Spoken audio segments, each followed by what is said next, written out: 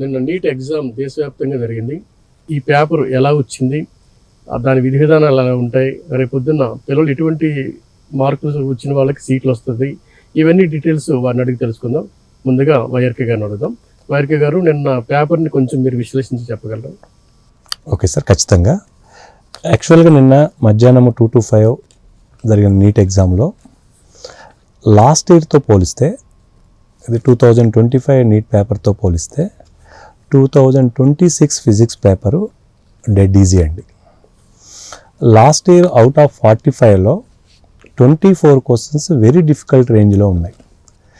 But ఈ 2026 NEET paper ఫిజిక్స్లో even single question కూడా డిఫికల్టీ రేంజ్లో లేదు.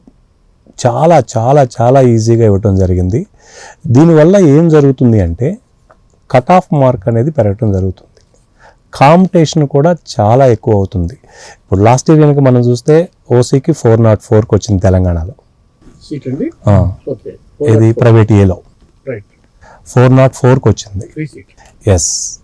నెక్స్ట్ 388కి ఎస్టీకి వచ్చింది, 367కి ఎస్సీకి వచ్చింది, నెక్స్ట్ 390కి బీసీ వాళ్ళకి వచ్చింది.